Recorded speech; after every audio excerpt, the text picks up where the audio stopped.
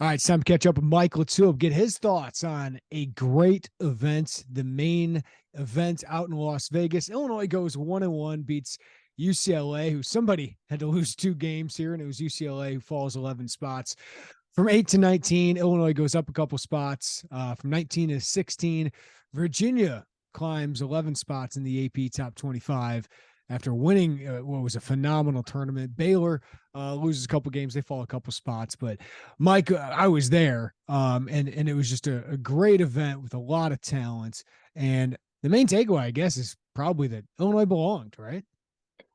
Yeah, you and I were talking before we got on that MTE in particular, pound for pound, was probably the best one out there. Maui has some heavy hitters in that field, but once you throw Louisville in the mix, and I'm not very high on Cincinnati either, but as a whole, that tournament was just elite level basketball. And I think that tournament in particular, from Illinois' perspective, it felt different than previous years. And when I say that, the previous 2 or 3 years before this, I think you knew what you had, you kind of knew what to expect, and you're operating under you know, I guess under the impression of like, okay, all that can happen here is that we get let down, right? We have a really good team or a top 10 team or a top 15 team.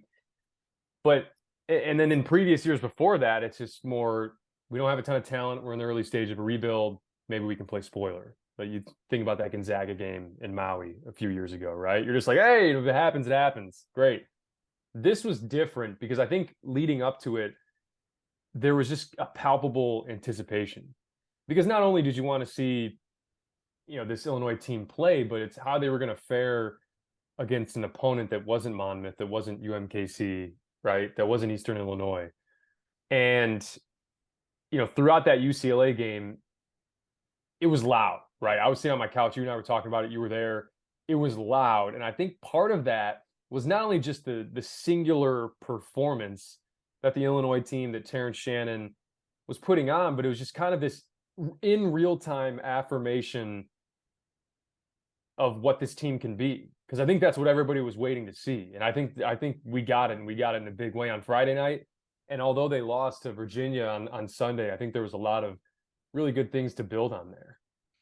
Yeah, so Mike, it's hard to like split these games up now, right?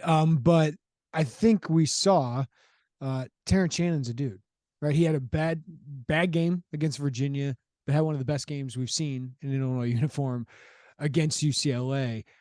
Yet Illinois has still had a way to win against Virginia, despite Shannon having that game. So the fact that you have that guy, but also can have a chance to beat a really good team with a bad game from that guy, that's pretty damn encouraging all the way around. Yeah, and he wasn't a zero in other areas if he wasn't scoring the ball. I think that's the most important thing is you have guys on this team, and we'll get into this later, that are capable scorers. And for Terrence, just one of the better performances of the entire season thus far in college basketball on Friday. And I'm wondering, 8 for 9 from three, and if there's one team that you're going to go play next that is going to have your number in a lot of different ways because of the way they defend, because of how disciplined they are, it's Virginia. So I was excited just to see how he dealt with that because he was going to get a lot of attention. Those gaps were going to be clogged. And, he has 6 assists. I know there were a few turnovers there, but he facilitated. I thought he still rebounded at a pretty high level. It's the reason why he's close to 7 rebounds a game. And that was encouraging because we looked at, you look in the first half and 80% of your scoring is RJ Melendez and the freshman. And I thought that was a microcosm of what this team can be. You need Terrence to be good. Don't get me wrong. Like, you need Terrence to be good night in and night out. That's what your best players do.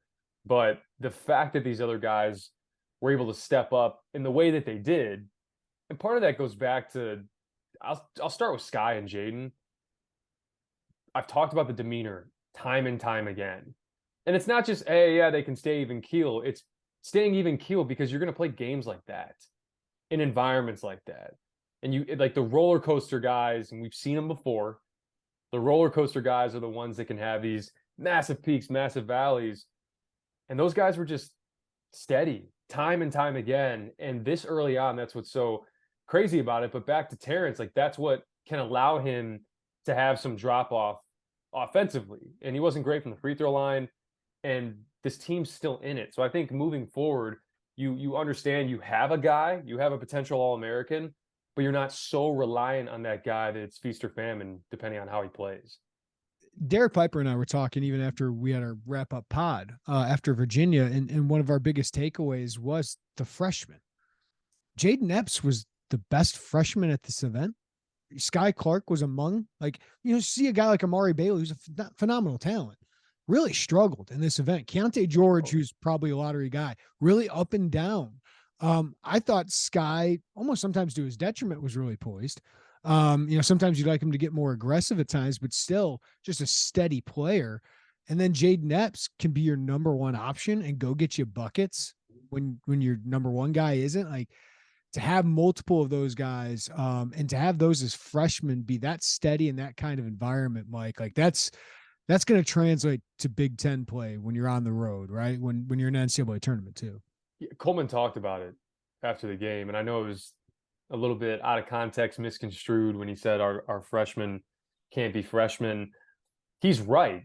Like, they have to. This isn't just the natural, hey, get your feet wet, and once Big Ten play rolls around, you've seen they've been thrusted in to this immediately, to be counted on immediately. And I'm very impressed with Jayden. Very impressed. I think he's a guy that, if there's one thing you can say for certain, is that he was not scared in that game against Virginia, almost to a fault. You could see sometimes he broke some things off and kind of wanted to shoulder it himself, and that's something he has to learn and get better at, because I think he can be a good facilitator. He just can't continue to have these games where he's not really getting anybody else involved, and that's his next step, right? Because he's defending well, he's playing hard, he's scoring the ball. It's just, hey, how can we get other guys involved? And if you're gonna have the ball in your hand, who can you make better? Terrence Shannon, phenomenal scorer, but he makes guys better too. And then I'll go to Skyy. Skyy's numbers, right? I think he's 7, 4, and 3 for the season. And it's like time and time again, I'm so impressed by him. He's 53% from the field. He's 42 from 3. He's 12 for 12 from the line. Hasn't missed a free throw this year. He's a negative assist to turnover, but I actually think he has like 5 offensive fouls. So they're not a ton of these live ball turnovers. And look, I think there's times where I want to see more out of him. And not that like I'm underwhelmed or he's not performing up to expectations. I just think he's capable of it. Yep. And look, he can shoot it, man. Like, that was something I heard out of that practice facility this summer. Like, hey, man, no, he can shoot it. And guys like that, you don't want them to be too passive. I mean, in the Virginia game, he comes off a little pin down curl 3 in rhythm, look good. Like, he can get a few more of those. And I think that's where you start to have this cooks in the kitchen thing, where there's a lot of guys on this team that can score the basketball and that know they can score the basketball. But how do we set it up in a way where we're getting the most efficient looks and getting guys going in the right spot? So, but I was really impressed with those two. I think it's a big building block weekend for them, where I think they learned a lot about themselves, learned they can play in these moments. And that's pretty damn good to figure that out this early on. Yeah. The one thing with Skyy, like, I mean, he's shooting, as you said, great from 3, 6 of 14, but 14 of his 19 field goal attempts are from 3, and he's perfect from the free throw line. I feel like there's an aggressiveness towards the rim that he could really help, right? Like, that you get to the free throw line, you get to the rim, because he's strong, Mike. He might not be as explosive as he was before the injury, but I've seen him dunk in pre-games. Like, I think that's his next step, which I think it's maybe a good thing that he's not forcing things yet. But at some point, Brad Underwood keeps saying we need him to be more aggressive. The fact that he's still got that left in his game and he's poised, like, that's encouraging, but that's the next step probably. Yeah, and I think you see a lot of times with guys that have the type of athleticism that Skyy has. And I don't want to make it seem like, oh, what he once was as an athlete, because part of that is a hurdle mentally that you got to get over. Like, hey, no, I am still that guy. And a lot of those guys that are really good athletes, and if they go through an injury, if they don't have skill to fall back on, then they really struggle. And I think Skyy, probably more than anybody on that team, operates off of 2 feet in the paint, but literally better than anybody. And you saw it at UCLA. He lands on 2 feet, pivots over, kind of does that scoop over his head off the backboard, finishes strong in transition for the and one. He can do that. And I think he's just trying to find himself now where, there's a lot of opportunities, and I won't get into all of them because it's just, I think it's vast. And I think he's a guy that is going to continue to learn that as he goes throughout the season. But yeah, he's a guy that you want at the line. You notice when there's technical fouls, he's shooting the free throws. That says a lot. Mm-hmm. So how can we get him there? Because I think there's opportunities, as much as there's designed actions for Terrence to get downhill, Ty Rodgers to get downhill, all these other guys to get downhill. When you look at the guys, to me, you can get Skyy going downhill. And honestly, we'll touch on this guy in a second too. But outside of maybe Skyy and Jayden Epps, when you talk about ball handling, Matthew Meyer might be your third best ball handler on the team.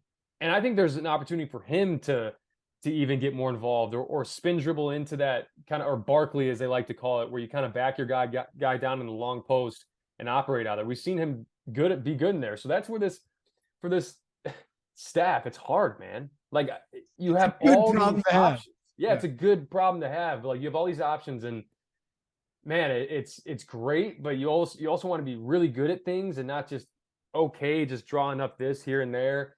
So that's another thing with their offensive identity that they're going to continue to find, is who operates best in what spots, and what actions can we continue to run to put us in our best position to get some easy buckets. So that's what I'm really interested to see as they continue to move forward. You mentioned ball handling. This team's been loose, right? With the ball, with decision making a little bit. And it seems like a lot of guys, Coleman Hawkins has had turnover issues. Dane's had turnover issues. Melendez needs to tighten up that handle. Coleman at times, great passer and facilitator, but he's gotten a little loose with it at times. What did you see out of Matthew Meyer? Because UCLA was really good. And then Brad Underwood, they were playing well with him on the court in the first half. And he said, maybe I should have gotten him back in a little earlier in the second half. Kind of like Skyy, it's like, I think he's trying to figure out his role with all these other guys. Like, what'd you see in Vegas from Matthew Meyer?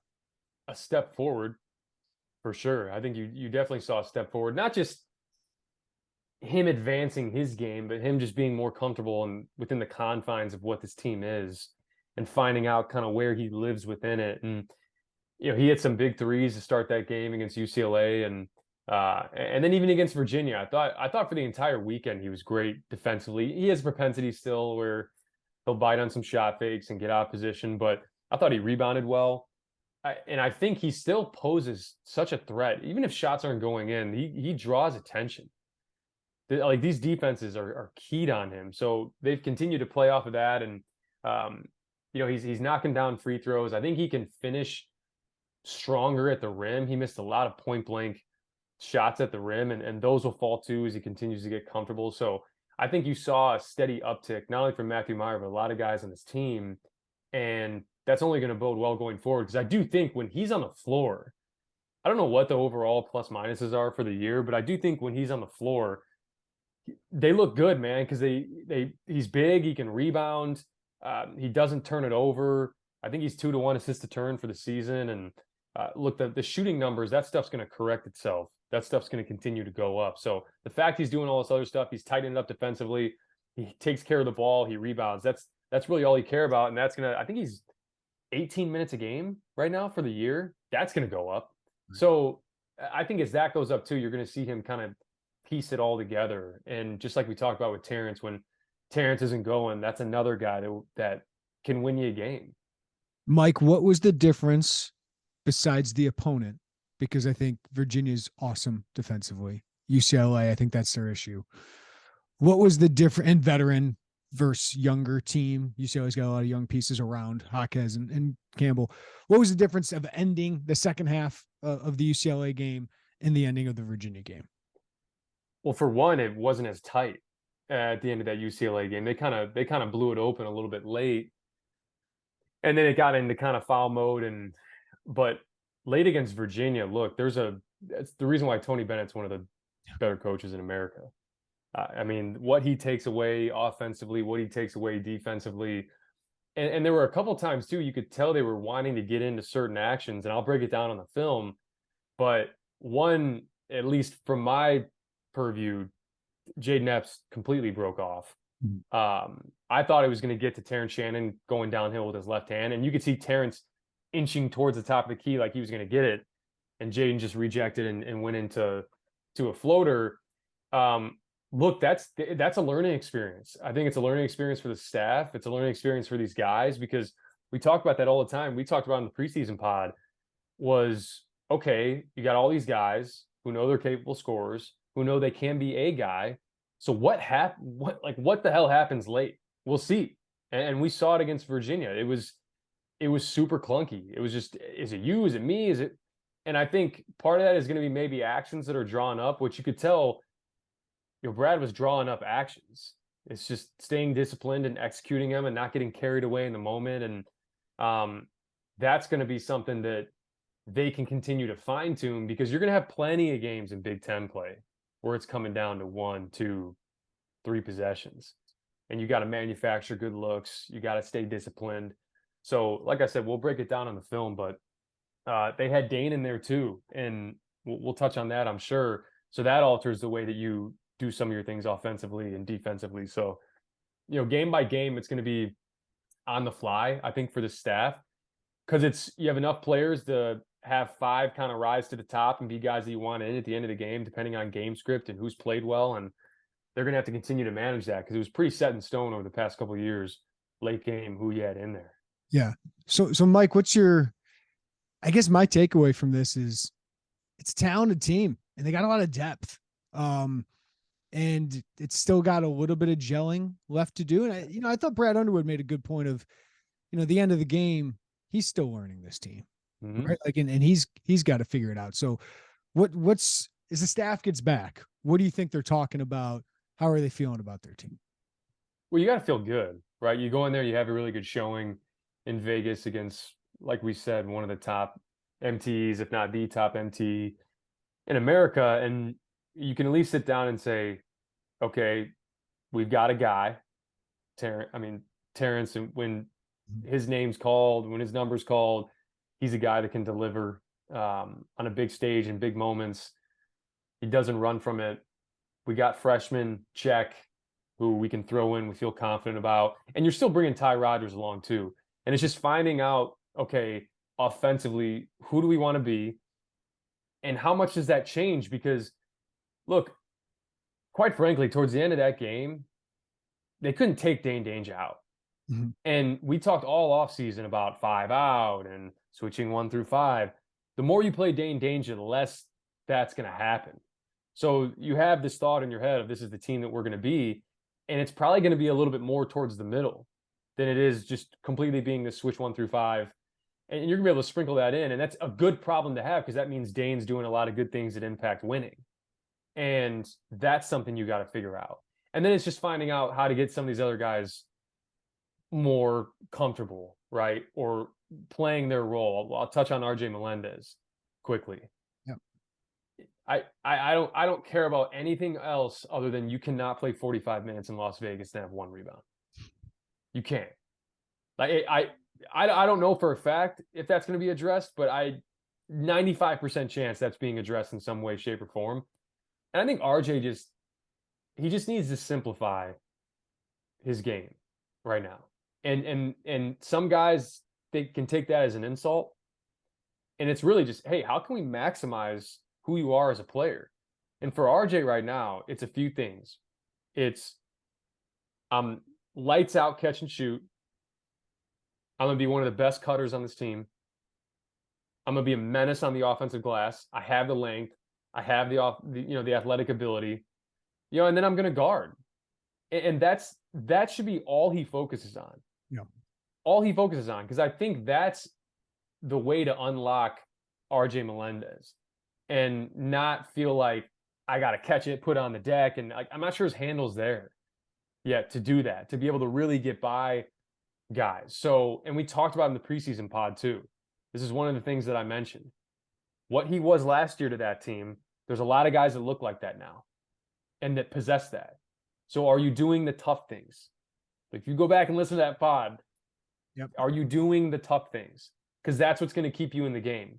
We have guys that can knock down some shots. We have guys that can,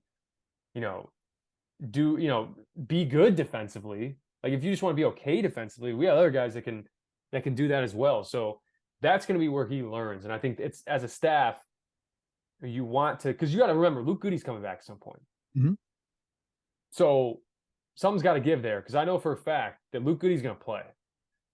And in these moments now, and this is why coaching is a really, really tough job, because there's all these expectations and guys, RJ sees all these guys leave.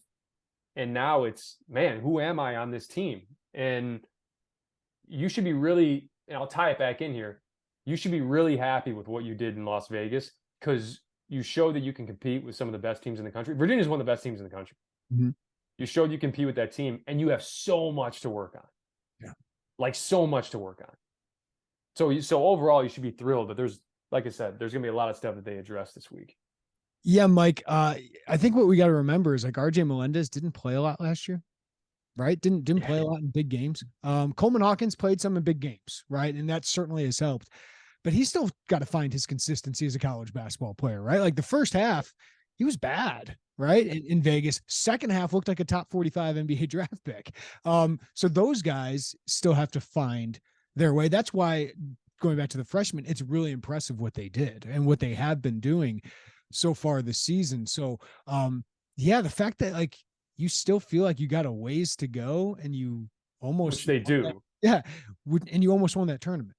Yeah, the reality is, I'm not speaking in hyperbole, you have one of the most talented teams in the country.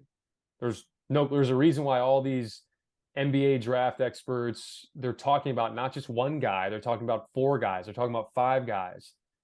And if you don't mind, I'd love to touch on Coleman for a second, because I've been really impressed with Coleman. And I think, you have to look at the full picture here. Think about all that he's being asked to do, right? I mean, he's the point of attack at 6'10" in the press, right? He's the reason you can switch 1 through 5 is because of Coleman Hawkins. He's frequently guarding smaller guards, quicker guards, and he's initiating a lot of what you do offensively. The reason you can play 5 out is because of Coleman Hawkins, and you're able to flow your offense through him. And he moves the ball. He has 7 assists the other night. He has 3 blocks the other night. Him and Sencire up top against UCLA really changed that game and flipped the momentum. And you're talking about a guy that's shooting over 40% from 3, positive assist to turnover ratio, leads the team in steals, second in blocks, and altering a lot more shots as well. So, sometimes like I see some stuff floating around out there about Coleman Hawkins, and it like kind of pisses me off, because there's a lot that he does for this team, and the reason why this team is this team and can do some of the things that they do is because of him. Mm-hmm. So I think sometimes what you look and what you see is, because he can take some risks sometimes. I'll say that. Like when UCLA was up 12 and they throw it into Bona in the post, and Coleman helps from the ball side down on Bona, and he just kicks it right back out to Hawkins for a 3 to make it a 15-point game. Those are the mistakes you can't make. When you standing at the top of the key and you eye a guy down and try to throw a bounce pass all the way through the lane like you did against Virginia, gets picked off. Those are the mistakes you can't make. Some other guys aren't willing to make those, gambles. So when they happen, I think you think, oh my God, Coleman, what a horrible pass, or what a bad defensive breakdown. Well, if you're going to do that, there's probably 15 other times in the game where he's doing, making the right read offensively, doing the right thing defensively. He's a catalyst for this team, man. Like, he is a catalyst, because without him, you cannot do all those things you want to do. So I want to speak my piece there on Coleman Hawkins, because there's a reason why there's a lot of draft experts that are excited about him. Yeah, no, like in Mike, sometimes I think the thing that made me angry more than the turnovers was him passing up shots early. Yes. Right. Like, and then what I liked, even though he didn't make any of them in the first half against Virginia, is there was no hesitation. That's how they need him, Skyy, to be. Of course, you got to move the ball. You don't want guys hunting their own shots, but within the form of the offense, like those 2 guys should have the green light. They've earned it. And they're both capable. And he does so many little things well for them. Like, we'll get to Sencire Harris, deserves a ton of credit for changing the UCLA game. Coleman was a part of that too. Oh yeah. And Coleman was huge in Illinois getting the lead against Virginia as well. So I thought at times he was the best player in the court for Illinois. I agree. And I think too, you talk about the passing up shots. What he'll continue to learn is when you're playing 5 out like that, picture he comes and sets a reverse ball screen and pops to the top of the key, right? If you catch that and you shot fake and put it on the ground, and you're putting it on the ground not to necessarily go by someone and get to the rim, you're just putting it on the ground, you've eliminated 2 things. You've probably eliminated the shot that you could have took, and you've also eliminated the advantage that you have on the backside for, really a 3-on-2. And that's where you could tell in the Virginia games he's starting to figure it out a little bit. It's why his job is tough, because he's doing so many things. As the pop guy there, he has to have quick reactions.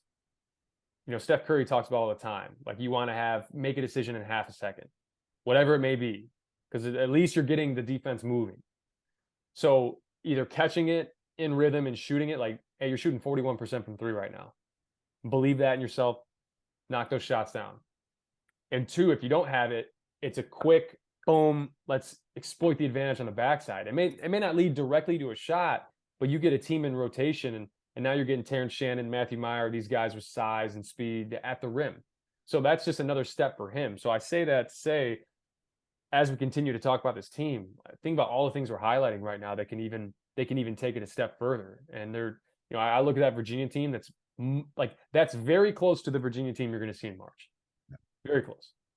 I don't think this Illinois team is anywhere near, what they can be in March. Now, a lot of stuff, look, beyond the talent that you have, there's plenty of teams that have been talented over the years that things happen in the locker room. Guys are, upset about roles and shots. And like, those are also the things you got to, deal with, because over the years, it hasn't really mattered because you had Kofi, and we're going to throw it into Kofi. We're going to get into Kofi. If it's not Kofi, it's Trent.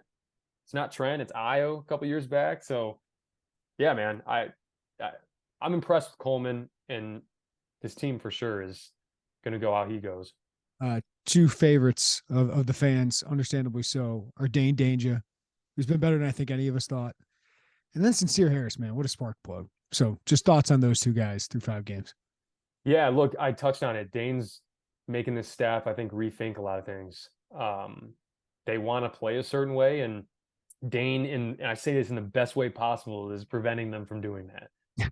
And you could see moments in that Virginia game where I think maybe they wanted to get him out, because late game you want to do more 5 out, probably switch, and he fakes the handoff and dunks it. And yeah, it's every single time it felt like he was going to get subbed out, he did something positive, or he altered a shot, or he got a big rebound. So been really impressed with him. I think too, last game was the first game I thought he looked a little bit rushed in the post, and I do think he's a capable passer, but I also think too, excuse me, there was a point in time in the Virginia game where they threw the ball into him, and you had a guy cut in the lane.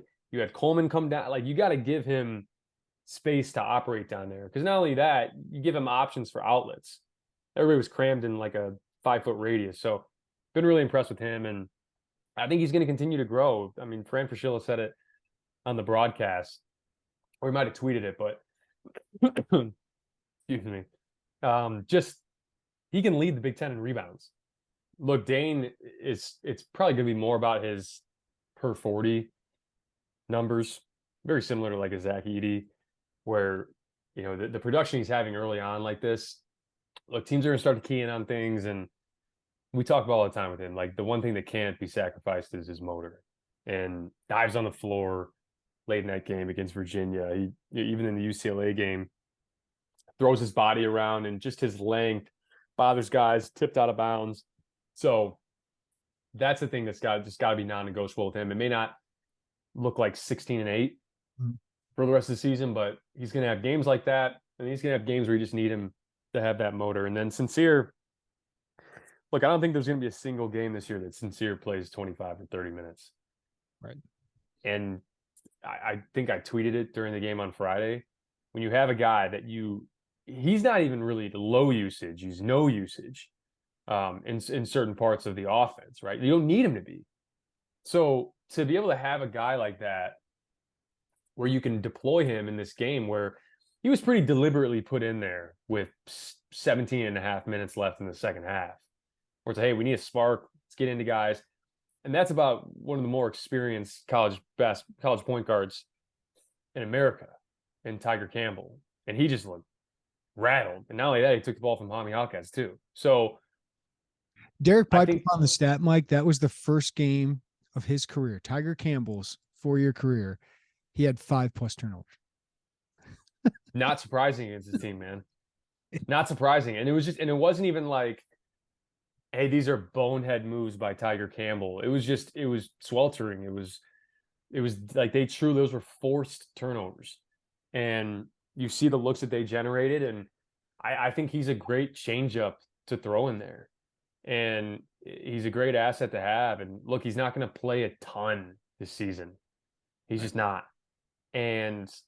But to have a guy like that you can put in and say, all right, let's muck it up, like let's just, and he did. He flipped that game, and like we talked about, Coleman was a big reason for that too. But to have a guy like that, and we talked about before on the pod, but foul trouble happens, injuries happen, and for this to be your ninth-ish guy, it's a good position to be in. I think it speaks to the talent of this team.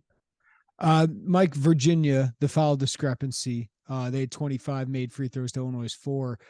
I didn't have a huge problem with the officiating, unlike the Illinois-Michigan football game. I thought some of them where Illinois got vertical, maybe some of those were touchy, but Illinois didn't really seem to attack. Well, Virginia did, right? And how does Illinois clean that up defensively to not foul as much? Because they certainly have been doing that.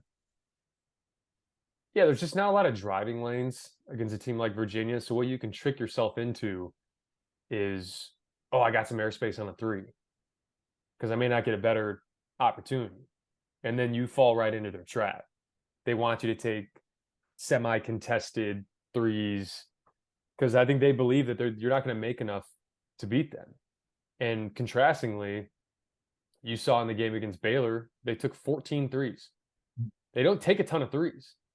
They, their whole idea, and we'll show it on the film, and this is how Tony Bennett designs their offense, is we're going to get pair action. We're going to clear out the backside help. I tweeted a million times, I think I've tweeted 4 times this season, is like, these guys got to be loaded up. Like, you got to be on the help line, and you got to understand, and I know the staff talked about it for sure, you got to understand that that's what they're designing their offense to do. Play with the ball in the middle of the floor, go pairs actions, big and little, cross. Now you got to sprint over the top and deny it, and then they swing it to the other side and rip drive. And because you're denying on the other side, there's no low man. That's why Clark gets 2 layups in the beginning of the game. We'll show that in the film, but it's why he gets that. It's why a guy at 5'9" can just dribble into the paint and lay it in, because they deliberately clear out the backside. They deliberately clear out that low man. So that was part of it. They were just able to get to the rim more. And when they did get to the rim, there weren't as many Illinois bodies as there were Virginia bodies when Illinois went to the rim. So, and part of that too, I thought they shot fake better around the rim. Illinois' got great athletes. I think part of it is they dribble in off of 1 foot. You go off of 1 foot, it's really hard to get fouls called. A lot of those Virginia guys, Beekman, Franklin, those guys, they go off 2 feet. Gardner goes off 2 feet. And you're much more likely to get yourself to the line. Part of that, I know there were some fouls late, but they just do such a good job of making you guard for 20, 25 seconds. Where's the void at? Exploit it, and that's what's impressive about them. And now they got dudes to do it. They had a little dip in talent over the years, and now I think they're putting it together with this team. They're a Final Four caliber team. So, Mike, Illinois comes back. They get Lindenwood before Syracuse, and then I think another game, then Texas, right? So some time here between games. What do you think the staff is working on to take the next step? I mean, Syracuse is not a great team so far this year, but certainly going to be a different kind of defensive test. Yeah, I think just cleaning up a lot of late game stuff. And part of that's not just cleaning it up, it's figuring out who you want to be late game and who you want to go to. And I'm not even sure you can figure that out after one real late game scenario against Virginia. I think that's going to continue to play out throughout the season. But at least you have something to work off of here, and then just continuing to tighten things up defensively and offensively, figuring out, okay, if we can't get things going downhill, how can we continue to shift the defense to run some things that can get us and generate us some high percentage looks. So look, Lindenwood, I think they're going to be a little bit better than some of the teams that you played early on. Like, I think they'll be better than Eastern. I think they'll be better than Monmouth. And then Syracuse, that's a test I'm really excited about, because you're kind of a fish out of water playing against that team. They zone, they get you stagnant. I think Illinois' outside shooting is going to be tested. But I also think the way to exploit that Syracuse zone, you have a lot of guys you can put in the middle of that zone. Ton of guys that you can throw in there that can operate. I picture Ty Rodgers, right? I think I would circle Ty Rodgers as like a guy that can make a big impact in that Syracuse game. He's a guy you can throw in the middle of that zone. You throw it into him, turn face. Now you're 3-on-2. He's able to make reads, floaters. Meyer can do the same thing. Coleman Hawkins can do the same thing. Dain Dainja could even do the same thing. And, cycling guys into that middle of that zone. And, and Joe Girard, like they got guys on this team that have been in college basketball for a while. And it'll be a good test. I mean, I know Syracuse, I think they face old Andre Curbelo today in St. John's, but I know they've struggled a little bit early on, but they're a team that they're liable to beat anybody. So you got to be able to protect home court and, hopefully continue to just get better game to game with the little things. And understand this is the process, man. This is going to continue to be something they got to build on. Before I let you go, Mike, you brought him up. I'm glad you did, because I haven't mentioned him yet. Ty Rodgers didn't really make an impact, right? Typical freshman stuff, right? But what do you think he takes away from that? What's the staff telling him? Yeah, part of it's a rhythm thing, man. He got 2 fouls early, maybe in both games. And it's just hard. Once you get those 2 fouls early, that's more opportunity for somebody to play in the game, and maybe a staff sticks with that guy, and it's hard to insert yourself back into the lineup in the second half, and rotations shrink in the second half. So that's another, you look at him, he's another guy that you want to get going. And it's another reason why you can be optimistic if you're an Illinois fan or if you're this Illinois staff is, look, we got a lot of guys that still need to get up to speed and feel comfortable about their game and confident in their game. And I think you're just going to continue to hit a new level. But like I said, with Ty, you can never tell with him. It's the same thing with the rest of the freshmen. You can never tell if he's having a bad game, if he's having a good game. His motor just goes. And then I also like to see it too. He's one of the first guys jumping up off the bench and not just kind of woe is me. And I think part of that is he's secure in who he is and what his game is. Like, his game's never gonna be predicated on I'm looking up at the score. Well, I got 6 points. I gotta get to 12. Like, he knows that's not him. And I think there's a comfort in that and a security in that. And he's going to continue to take steps. And luckily, it's not like hey, we need him putting the ball in the basket and so that he feels good about himself. You just need him out there, and you're going to need to count on him in different moments throughout the year. And we still haven't had the Ty Rodgers game. It may not come till Big Ten play. I don't know, but it's going to happen for sure. Yeah, he's very low maintenance, it feels like. Yeah, a lot of these guys are. Yeah, Jayden and Skyy, seeing that I'm sincere, knows exactly what his role is. Like, it seems pretty rare. Like, so in recruiting, you talk about character and all those things. Like, it seems like that mattered, and like the staff did a good job of that, because I think even Bill Self knows, like, man, maybe nowadays in college basketball, the sweet spot is like 30 through 60. And if you can land a bunch of those guys who are bought into developing and playing a role, like, boy, you can be pretty good pretty early on and not have to worry about a lot of things that some of these 5-star loaded teams have to worry about. Yeah, and the 30 through 60 range, the second you said that, it just triggered something in my mind where, think about that range, right? You have one of two guys, most likely. A guy that was a higher ranked recruit that maybe slipped, guy people have written off a little bit, that has something to prove when he comes into college, or you have a guy that exploded and was on the rise and made it into that range. I think a few of those guys fall into that category, but I think the common denominator is most of those guys have won. Like, they won in high school, and I think they know what it takes to win. And it seems like part of it with Tim too, Tim Anderson and Chester, like those are real relationships, and you know who you're getting. It's not just, hey, let's go out. We talked about before, hey, go get the 3-4 star because it's a 4-star. Go get the 5-star because it's a 5-star. They were deliberate with that, and even with the transfers, right? Like, I think back to Terrence Shannon and that performance that he had on Friday night. It reminded me of Io in a way. And the one game that I'm going to bring up, and I just wanted to get this one off before we hopped off, because I thought about it on Friday night. February 2021 at Nebraska. It's a game that doesn't get talked about much when you talk about the full scope of Io DeSumo, but you are playing an 0-8 Nebraska team in conference. You're the number 6 ranked team in the country. You cannot lose this game. Yes. I understand it's Nebraska. You cannot lose this game. And you're down 6 with 2.5 minutes left. And from that point on and into overtime, Iowa scores 17 points. Yep. And just shuts the door. 73-70. They call a timeout, draw a play up. He hits a pull-up game. 75-70 over. And I'm watching the game against UCLA, and they were different performances. I mean, Terrence had 8 threes, but you still said the same thing, and it was glad we got that guy. I mean, it's like I'm assuming if you're another fan base, you're like, God, it'd be nice to have one of those, right? And you have them, and Illinois has had those guys over the past few years. So I think it's obviously fun to watch, but it's seeing them put the pieces to the puzzle together in real time and gel, like that's been fun too.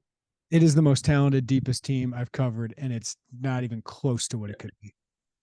100%. And you see in different ways too, just how this team is able to dig themselves out of different holes because of the way that they play. And we talk about that margin for error being smaller last year. And when you have, Kofi, and you play a certain style, you don't full court press. I mean, late last year, I'm thinking about 2 losses in conference. Rutgers, right? You got down, you couldn't climb back into it. Purdue, you got down, you couldn't climb back into it. And then the one time you did climb back into it, Kofi fouls out, Coleman's at the 5, and you're pressuring Ohio State, and you get a shot to win it, essentially. So you're able to play differently for sure, and you're able to have a little bit more margin for error. And you saw that against UCLA, and we'll break that down in the film. Yeah. Great stuff. Mike LaTulip, man. Talk to you next week. Appreciate it, man.